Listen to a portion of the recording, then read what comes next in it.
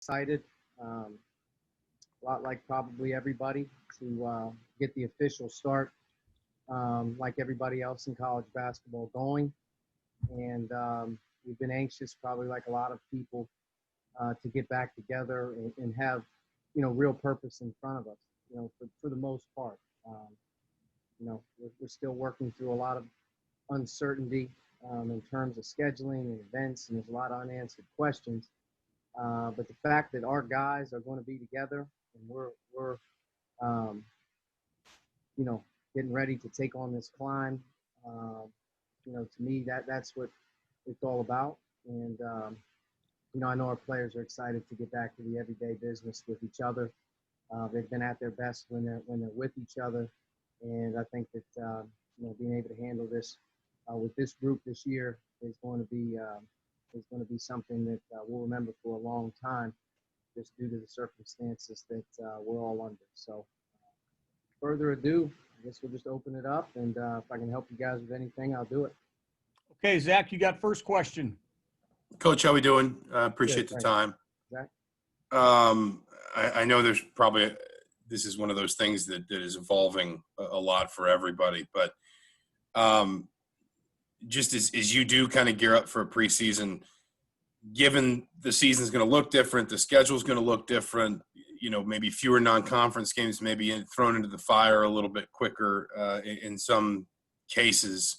I guess, how important is it for you that you've got a team that's fairly experienced? Now, I know you've got some young guys you'll be looking to kind of step up, but that you have a fair bit of experience returning back. Just knowing that basically season starts and 5 days in, you're in the Maui Invitational as an example. I imagine not long after that ACC Big Ten Challenge, that the season just kind of started at 85 miles an hour. How important is that experience going to be?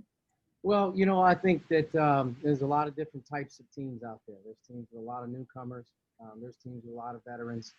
How you handle, what's thrown at you, really comes down to your leadership. I think that we've had some guys here that have been a part of a lot of big games. There's been a lot of, college basketball experience. They know what it feels like. So to have that at your disposal as a coach, you hope that, that plays a role in a positive way. With that being said, though, every team is different. And at the end of the day, winning and losing, playing minutes, making shots and missing shots, all plays a role in how you evolve. But if it by any indication how the season ended a year ago, how our guys have handled themselves away, how we've handled ourselves when we first got started back, and then as the school year has unraveled in front of us week by week, how we've handled our business gives me a pretty good indication that our team is about the right things. We do have good leadership. Our young players are here for the right reasons, and improvement has been on the forefront of everyone's mind at all stages of the time from the end of the year until right now. Now we have to put that together. We have to be about, always the team approach and defining roles and getting all that stuff sort of laid out to be at our best early. Because I think, as you related to, Zach, we're unsure right now that the schedule that we put forth, in April, that was built for a very specific reason, built around certain games that you have, is constantly changing, still changing to this minute. And what we have to do is be ready on November 25th to jump ball. And I think that's the most important thing. Take away the things you can't control, eliminate the things that distract you from the thing that is the most important, which is, at the end of the day, how much better are we going to be right now than we were, a year ago when we finished as individuals and as a group, and how much different can we be from right now to the 25th when we jump ball. There's a lot of challenges that go into that, with the lack of preseason, lack of non-conference, and lack of what I would call, exhibition type opportunities. So it's a little bit unique. I mean, you're going to start it up and it's going to get revved up from day one, and you're going to have to mow through it with a lot of different type of speed bumps along the way that are coming that we don't see and probably anticipate happening. But at the end of the day, really we have to be on a quest to be ready for the first day on November 25th. When that happens, we have to take inventory day by day and keep building And you know what? We're on to the next one, whether that's Maui event move to Asheville, whether that's coming out of that and heading on the road to an ACC Challenge game.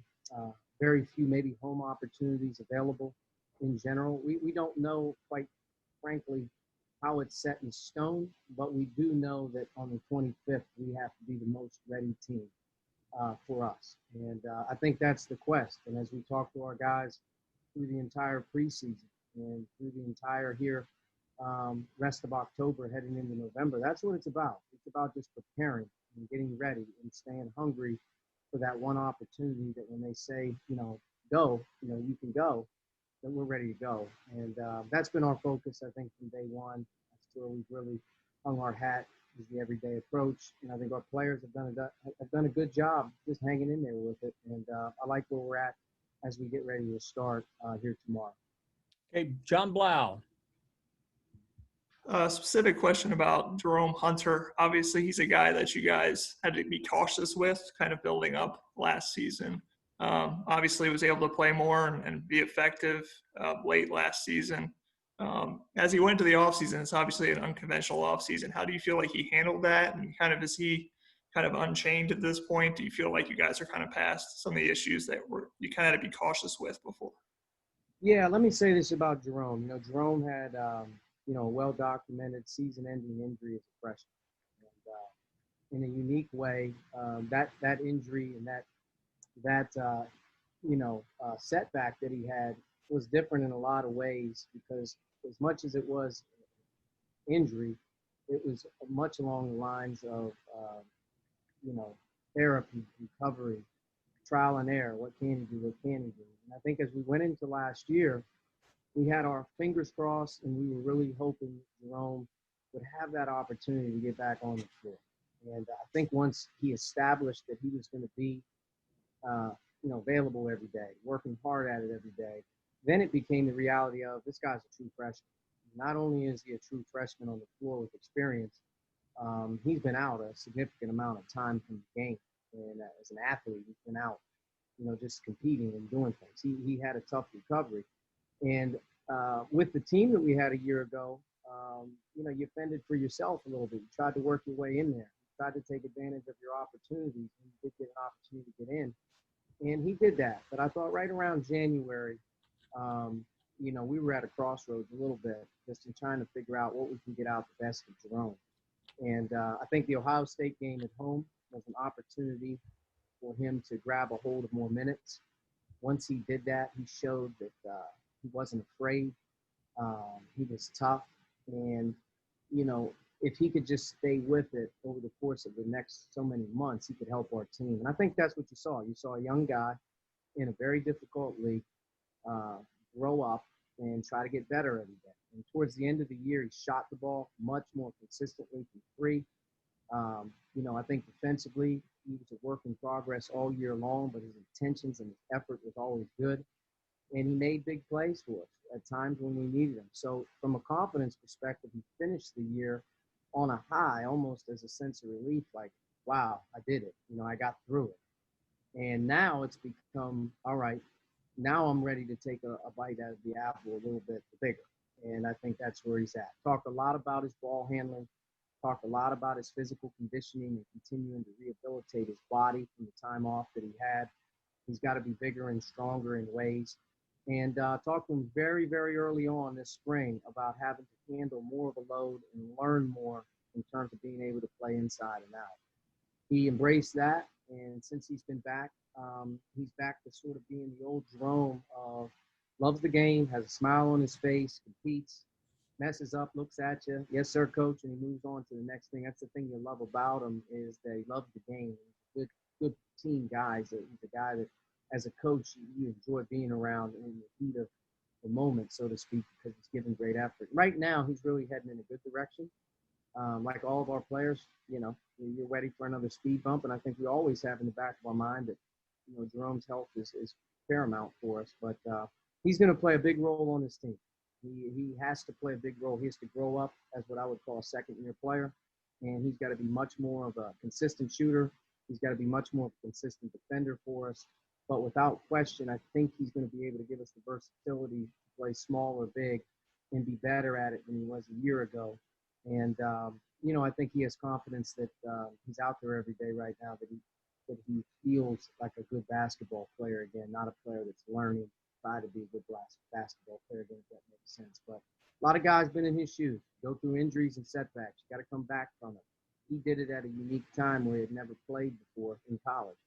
And, I think that as he, so to speak, paid his dues, he got to see that if you stay with it, good things happen. Now, he's got to start that way and he's continue to grow. But he'll play a big piece in this team without question. To me, as the coach, I look at him as one of the guys that I trust right now that can get out there, in game 2 against Providence or whoever it may be and say, you know what, he's been in these type of games before, he can get out there and do it. So feel good about Jerome.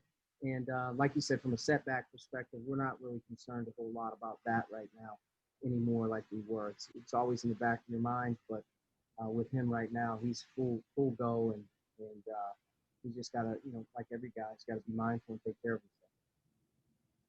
Okay, Caleb.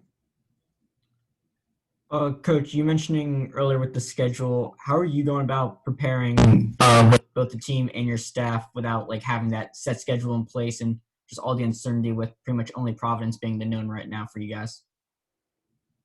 Yeah, I wish I had an answer for you. How do you plan when you don't know? I guess that's the $1 million question.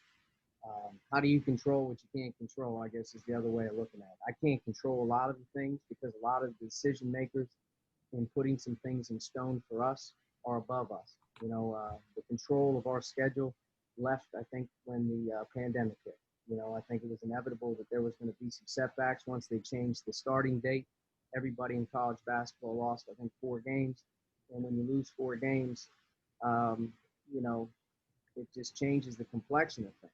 For Indiana, it's a little different. You're obligated with the ACC Big Ten Challenge, the Gavitt games in certain years, which we were. We're already in Maui, and we have the Butler Crossroads game in stone. So those games that are already in stone, usually you have some dates, and we don't have those dates yet. You add in the complexity of a conference that is trying to maybe start earlier, maybe put some more games in the front side of December and early January, and you're squeezing things in and looking for dates. But at the end of the day, you can't, sort of jump one stone to get to the next until you have a definitive answer for some things up top, which television plays a role, school plays a role, just some other health issues that the NCAA and exempt events have to go through. So I guess the one thing that gives you a little confidence is we start practice tomorrow. And right now we're planning on practicing tomorrow, and we know that we have to be ready for November 25th.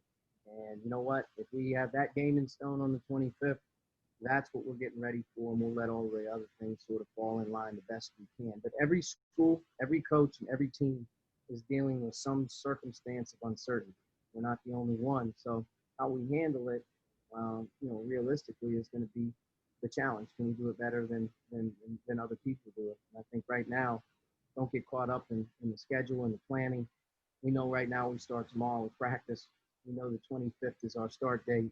And for us, how much better can we get from right now until then, and then worry about the rest later. Okay, Alex. Oh, one follow-up on something you just said, and then a second part. The Crossroads Classic you mentioned, has there been any conversations between the 4 schools in terms of trying to get that played this year? And the second part is, you mentioned in your recent conversation with Don Fisher that you'd like to see this team put up higher assist numbers. What specific things can you do within the offense to create more opportunities for ball movement and assists? Crossroads, as I know it, Alex is on, and that date, was set for December 19th, to be able to be played. Other than the schools communicating through the off season and the early part of the year, if there's some tweaks and maybe everyone's schedule, does that date have an opportunity to move to a certain time that could benefit everyone, who's now dealing with adjusted schedules. Those conversations have all been brought up and happened, but the Crossroads is going to happen, as far as I know. So we're planning on being, obviously ready for that. From an assist standpoint, and a ball movement standpoint and efficiency standpoint, I think that, number one, playing more perimeter-oriented guys, on the perimeter has to help that. Your ball handling, your passing, your IQ, in terms of being able to play the game, hopefully will lead to that. I think that some of our freshmen who have come in are going to play a deeper role in the backcourt. They're in the early part of the year, but I think as the season goes, we have a chance to evolve as a perimeter-oriented group that has some chemistry. I think the other thing with the assist totals is keeping the turnovers down. I think that's probably more so than even the assist totals. If the assists are up and our turnovers down, but the number one thing this team has to do this year to be successful is keep that turnover. We have to be one of the lowest turnover teams that we've ever had here. This team right here has to play, realistically, and especially in our league and with our schedule and how it may map out. This team can't turn the ball over very much more than 11 times a game, 10, 11 times a game. It's so paramount to our efficiency, and it's so paramount to extra points, free throws, and just in general, the assist to turnover ratio. But from a higher assist total, definitely spreading the floor out, using more guards, more multiple ball handlers who have an opportunity to make plays off the bounce and off the dribble, off the ball screens. Hopefully will give us, a little bit more opportunity and space to play and get more drives and get more sharing the ball. But something that we've talked a lot about here in the fall is just the way that we move it, how we have to move it, an energy level on offense that just exemplifies team and sharing. But I just think, the one thing that I'm consumed with this group is to cut those turnovers way down to an all-time low for this team. And it's going to be a little tough. We have some young guys that are going to be in there as well. And I think that our competition level is going to be as tough as anyone in America, from top to bottom, from the front end to the back end of the schedule. And I think it'll be a big, big reason why we're successful is our turnover. Okay, Jeff. Hey, Coach. How you doing? Hey, what's up, Jeff? Hey, working on a story about Trace and Joey, two guys who grew up in the same area, knew each other, trained together. Now they're starting together at IU. And so I got two questions for you. One, just what do you see from those two guys as basketball players? And then the second part is sort of what's maybe one of your favorite stories, seeing those two guys? Maybe it's in a practice, but maybe it's off the court. A thing that if you were telling one story about those two guys, kind of illustrate their personality, who they are. Like, what story would you choose? Boy, tough question. What was the first part of it? The first part was just their impact as basketball players. Sort of when you look at Trace and Joey as basketball players, what do you see out of those two guys? When you look at both of them, one thing that they have in common is they're terrific, coachable team guys. I mean, regardless of their stature or their age, Trace being a freshman last year, Joe being a fourth-year college student, both of them really embrace the everyday process. They want to do well by their coaches. They want to do well by their teammates. They care deeply about winning. One of the big reasons why our team was able to break through at certain stages last year and not fold at times or find a way at the end of the year to be playing their best is, you had two guys that were added to our locker room in those two. Not that, a guy like Armand wasn't a part of it as well in a big way. But those two guys in general are locker room guys, man. The guys that everyone around the team respects and likes. And I think, when you have that type of, relationship with two guys that play a lot of minutes, it speaks volumes. It gives other guys, an opportunity to feel good about themselves, and they want to play with them. And they want to be around them. Both guys are competitive. Both guys work very hard. I think the big thing is they're very coachable and they're really good teammates. Regardless of what they did on game day, they don't blink. They care about winning. And I think that's, the best attribute I can give both guys. One's young, one's a little bit older, but I think they're both the same in that regard as they came here to win. And I'm glad both of them are here. In terms of those two guys, I think that, I think my first memory of them both would have been that one guy's, relatively an adult in terms of his age and his experience level in school. And then you have Trace, who's a young guy, as a freshman. They kind of get here at the same time. And it was kind of like they were both new. And they gravitated towards one another right away. And when they went home, Trace was working out with Joe. Or Joe was with Trace working out. They come back to school. They were together. And as we started to do our summer work last summer and whatnot, you could tell that those two had kind of partnered up a little bit in terms of they were here, they're here for the right reasons. And at the end of the day, I couldn't ask for a better leadership or role model right away for Trace to be around. But at the same time, as Joe arrived, I think he probably needed to look around and see a guy like Trace that wanted to be with, his first opportunity to be at Indiana, man. The incoming guy who's got a really good reputation and name. He wanted to be around Joe. So I think, both of them were really good for one another. They have a great relationship. They work really hard. And I think, even to this day, when they're home over the pandemic time, they would get together. Social injustice happens. You're in downtown Indianapolis, and Trace and Joey go together. So I think they're more than just basketball teammates.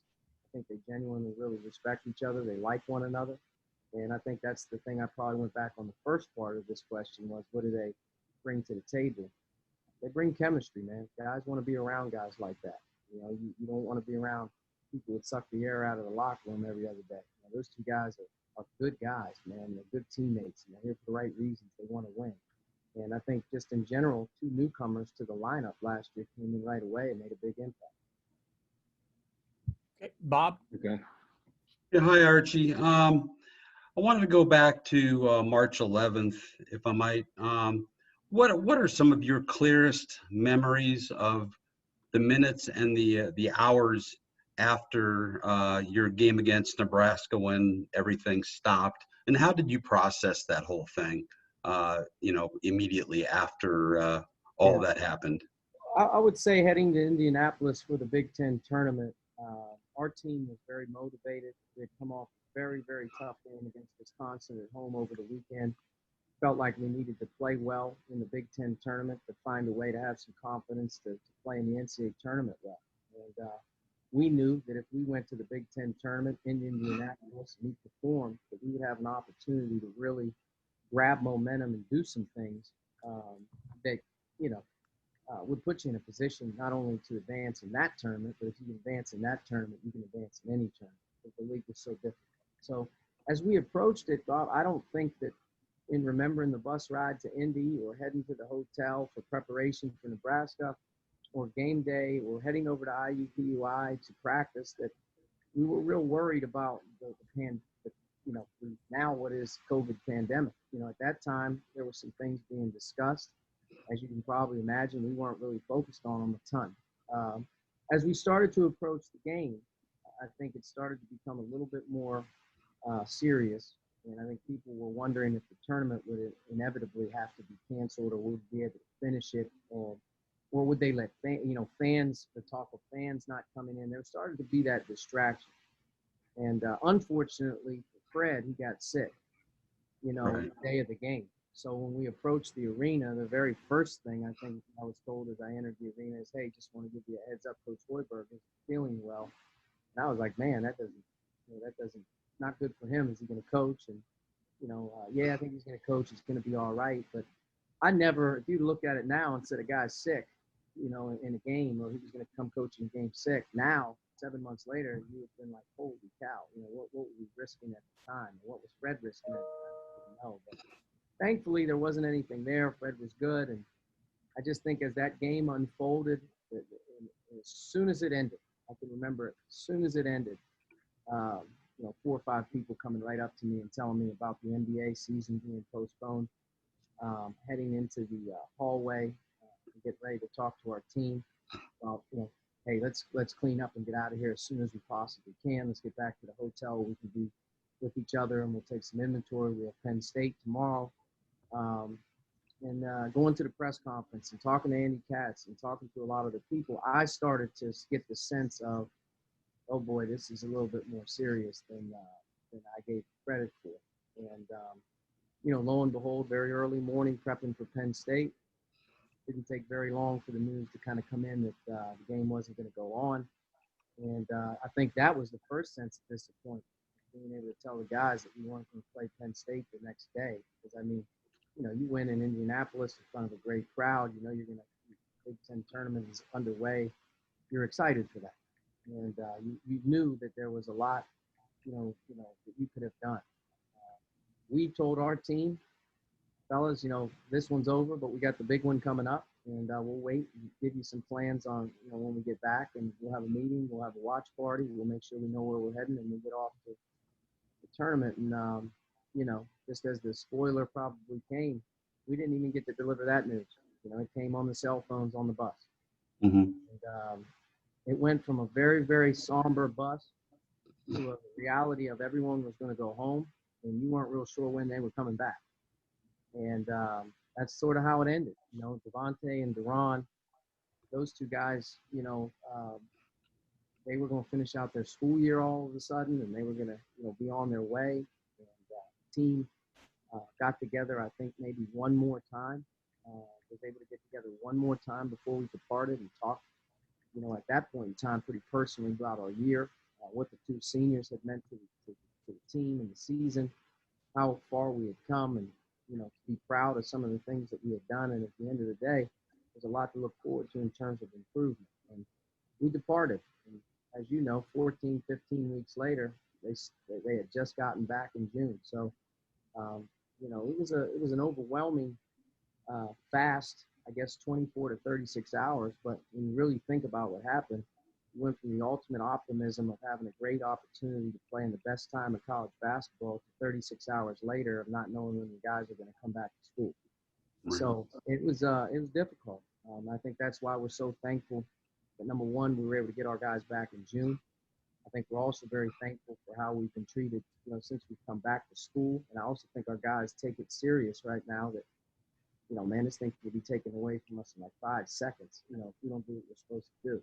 So, I mean, there's a lot of responsibility into keeping it going. I think everybody realizes that, but it's so good to be back, and it's so good to be together that, I think that taste in your mouth, so to speak, of like the disappointment in the end of the season, how things unfolded, hopefully can give you some realistic, expectations of yourself right now, and how important it is to kind of stay with it, do the right things, and let's get this thing going, and let's see how far we can take it, and let's enjoy it. Because, and I hate to tell you, like, you don't ever want to be on that bus or in that locker room when no coach does, and they tell you can't play anymore, and you have so much that's in front of you still. So, and for the young guys, the players, a lot of them, these are some of the biggest games they'll ever play, and some of the greatest moments they'll ever have from a basketball perspective. So definitely a whirlwind, disappointing, probably like everybody else. But, I can remember the day very vividly, probably a lot like a lot of other people do, the day the college basketball pretty much stopped. We were one of the last games that was probably be able to be completed. And it was definitely a different day. Yeah, that's great. Thank you. Yep. Okay, Tom, real quick, and then I have one more ending question after Tom Brew. Coach, this roster from top to bottom seems like it gives you a little bit more versatility and ability to kind of move pieces around a little bit more. Do you feel that way? And is this going to give you an opportunity to do more things depending on matchups and such across the way? Yeah, I mean, I think we're always on a quest to have versatility and skill in what we're doing. Like I said before, I do think for this group to be successful, we have to have a lot of different type of versatility offensively. And I think defensively, you're gonna be able to do some things scheme wise, regardless of who's on the floor with that team. That you have to play hard, and obviously you have to do it from an offensive standpoint. The burst of speed, the opportunity to give guys some space, and to play around Trace, or for Trace to play with Joe or Race. Jerome can be in there as a smaller forward, Jordan. But to be able to, have Rob or Christian and Al on the floor at the same time, although not ideal, but maybe they're your best offensive players on a game night. So definitely giving them the freedom to be able to play together more, having different combinations of lineups, and also keeping things simple where you don't have to learn a ton. You have to learn a ton of stuff, so you're always thinking. I think we want our guys, to be aggressive in their role and to play that way. But it's a team that, if it does reach its potential, it will be one of the great strengths that we have. It's not only versatility, but I think a lot of different guys that can contribute in a lot of ways. Thank you, Coach. Yep. Coach, I've had the same question from 3 people, and I'll just ask you. but a couple of media are wondering how are players and what are players being told on how to protect themselves on campus from the virus when they're away from you and the rest of the basketball facilities? Good question. I think that everyone handles it differently and everyone communicates differently. For us, our guys know that in our space, in our, so to speak, technically soft bubble, mini bubble, whatever you want to say, that's where you're going to be obviously the most safe. That's where the facility protocols, the distancing, the mask, guys are going to be on top of you if you're not doing it. I mean, it's not going to work if you're not, so you're always in an environment that when you're training or when you're with each other, that's trying to be done right. When you leave, it's up to you, so to speak, but it's also up to your teammates as well, because you have to protect the team. And I think, protecting the team puts you in a situation where you have to make good decisions with who you're with, when you're with them. And, if you're in a large group of people and you can't help it, you got to have a mask on. That's common protocols. I mean, if you're not in a group of people that in a dorm room or whatnot, you probably shouldn't be there. It's the time that you're in, and it's the responsibility and sacrifice that you have to have if you want to play. If you don't want to play, try to do what everybody else is doing, but don't expect it to work, because you're not going to be able to come back into the facilities. You're not going to be able to function on a daily basis if you don't treat it the right way. So for our guys, I think they've done a good job. Classes are a little different this year, where probably 75 or 80% of them are more virtual. They're not out and about on the campus from 9 to 5 every day like they normally would be, so they're a little more contained there. From an academic standpoint, it's a lot more Zoom. It's a lot more less face-to-face tutor sessions. It's a lot more in-person stuff than they're probably used to, but that protects them a little bit more. How IU has set up the student-athlete areas in terms of eating, when you can eat, how you have to operate with food, no buffet style food. The training room rules are different. So they've gotten accustomed and getting used to it a little bit away from us, that they have to be able to kind of have their own routine. I think the good thing about our guys is, I used to think this is probably as nerve-wracking or as bad. They all live together. So they're always around each other. They have one another, and they can hold each other accountable in the areas that, after hours or, whatnot, if a guy has to be addressed or you have to stop it, it's going to be up to you to protect each other, because it impacts everybody. So we try to do that the best we can. But just in general, it comes down to the bottom line. I mean, do you want to have a season? If you want to have a season, we're going to have to do things as careful as we possibly can. No one's perfect. It's not a very easy situation in just normal everyday society to avoid people or avoid situations, especially as young people. But you're different.